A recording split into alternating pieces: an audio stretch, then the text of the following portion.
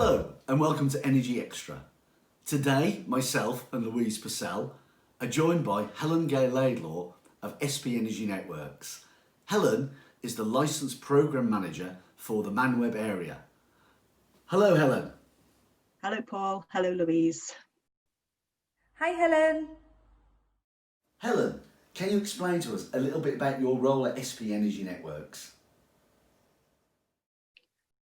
Okay, so I'm the Licensed Programmes Manager for ManWeb, which doesn't really tell you anything at all about what I actually do. But basically, I have a department of about 100 staff, and we cover a lot of different diverse activities and disciplines. On the technical side, I manage the SCADA operations. We also run our test van team that helps trace and track down difficult HV faults. We test and calibrate our test equipment, such as fuse rods and test prods, to ensure everything's safe. And we also provide some specialist support in terms of protection and telecoms. I also have responsibility for designing and developing our overhead line programs, ensuring compliance with safety and environmental legislation. So we build schemes and pass them to the districts and our contract partners to deliver. We have 5 districts in ManWeb, running up from Southport in Merseyside down to Aberystwyth in Mid Wales, and across from Anglesey off the North Welsh coast over to the Crewe area in Mid Cheshire. As well as designing, we also deliver our own programmes, including civil works and ground maintenance on our substations and compounds. We do rising lateral mains, which is essentially a replacement of service cables in high-rise flats and multiple occupancy buildings. We do smart meter installation. We do substation overhead line inspections, maintenance activities, link box inspections, delivery of 33 kV projects, and vegetation management programs. So, as I said, quite a diverse range of activities. I understand controlling the growth of vegetation is an expensive activity for a DNO. How often does it need to be done? So it is expensive. In ManWeb, we spend about £10 million a year on essentially cutting trees. It's probably something people don't generally think of an electricity company actually doing, but I suppose when you consider that 40% of our entire network is overhead lines, and very often those lines run through woodland or go near vegetation in some way, then we need to ensure that that vegetation complies with UK legislation to maintain very specific safety clearances from the lines. How often we cut the trees really depends on the voltage. For our LV network, it's usually every 3 years. And for our 11 kV, 33 kV and 132 kV network, it's every 2 years to be able to maintain the proper safety clearances. How have you coped with the COVID-19 situation, and has it raised many difficulties? So it has had a significant impact on all our activities, but in the case of trees, we have had more cancelled work, with customers clearly being quite nervous at either having us at their properties or on their land.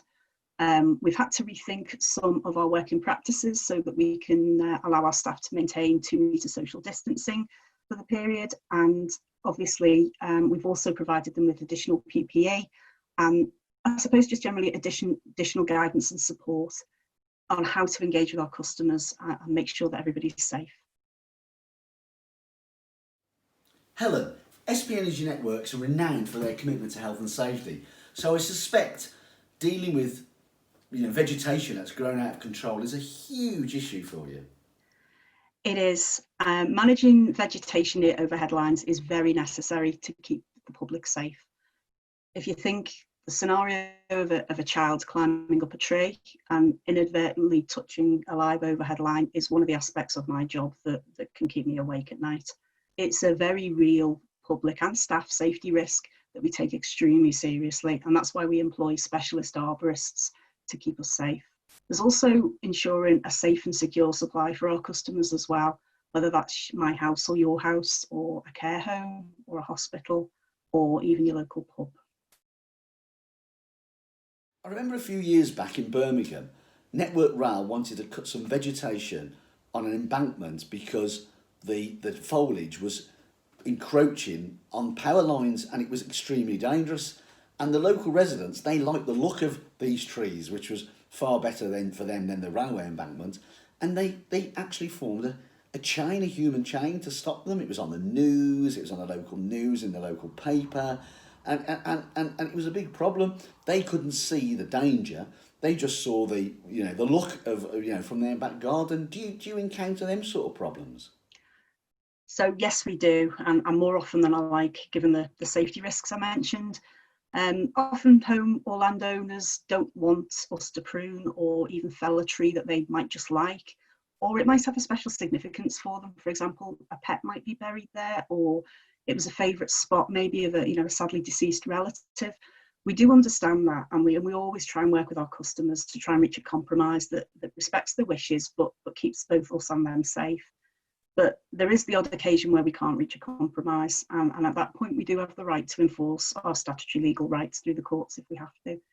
It is very much a last resort. We do not enjoy taking a customer down that route, and we will try and avoid it. But clearly, we want to maintain an ongoing relationship with our customers. We need to continue to maintain our assets, and at the end of the day, it just isn't very pleasant.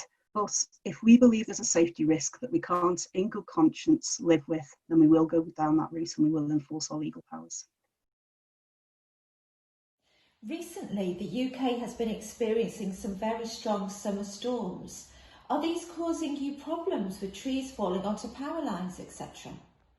Yes, so wind is the biggest problem with trees, as it tends to either rip off the branches or topple them over.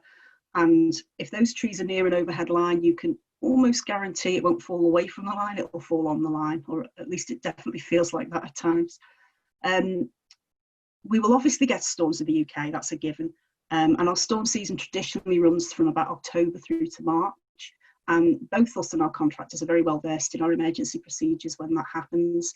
However, funnily enough, a storm in winter actually causes less tree-related damage than the summer winds we've recently experienced. In the winter, dependent on the species, obviously, but the trees are usually relatively bare and the wind-blown debris is fairly minimal. In the summer, when all the trees are in full leaf, that's when we get a lot more faults associated with snapped branches, blown tree debris and fallen trees as well.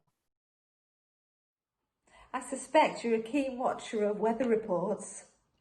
I am sadly obsessed. I have 3 weather apps on my personal phone. And that's apart from the subscribed services that we have in work that give us daily updates, as well as advanced notice of lightning risk and storm activity. And you do turn into a bit of an expert. I can tell you what wind speeds in the areas of North Wales where it's very hilly and the areas of Cheshire where it's very flat will cause us an issue or not. That is how geeky we can get about the weather in a networks business. The last time we spoke, I was amazed to hear that you've got 89,000 kilometres of overhead lines that are affected by trees and foliage growing. So what are you doing to survey them? Are you using drones, satellites, helicopters? What technologies are you deploying to make sure that you're not encountering problems with trees growing onto your lines? So surveying is key for us. That tells us what risk is out there and if our cutting cycles are working as they should. Traditional surveying of just basically going out and looking at the site to establish what cuts required, whether we need to take an outage on the network or whether the cut can be completed live safely or not, is how we have done this activity for a long time, and it is still very much part of our approach now. We also do helicopter patrols of our overhead lines to see what's going on from above, and that could be the routine patrols or a post-storm to check for damage. But the technology that's come available to us lately, we do use drones to fly problem areas of overhead lines, and it's a really cheap and easy way of establishing if we've got any issues. Our main technology that we use, though, is a system called LiDAR, which is proven to be incredibly useful to us. It stands for light detection and ranging, and is basically a laser that is fixed to the bottom of a fixed-wing aircraft that flies our lines, and the laser light creates a 3D representation of the earth below it. So it can establish the height of overhead lines, the safety clearance distances, and basically gives us a 3D image of the overhead line and the vegetation around it. So it's been incredibly useful in helping us pinpoint problem areas, understanding growth cycles. And for the latest flights we've done this year, which has been the second flight of the same area in a 3-year window, we've been able to start to understand the impact of global climate change on growth rates. And this is going to give us some really valuable information as to whether our cutting policies are going to be fit for purpose in the future and whether we can able to maintain the safety clearances and keep everybody safe. Thank you, Helen. That was absolutely fabulous. Listen, I know how busy you are, and if anybody's just got to hear the air of responsibility you've got, they'll know how busy you are. I've looked out the window and seen the summer storms just recently. They'll know that you're a very busy person. So thank you for your time today, and especially thank you for supporting ENERGYxtra 2020. And we really look forward to seeing you in November. Thank you very much. Bye-bye. Bye-bye. Yes, can't wait to see you all in November. Looking forward to it.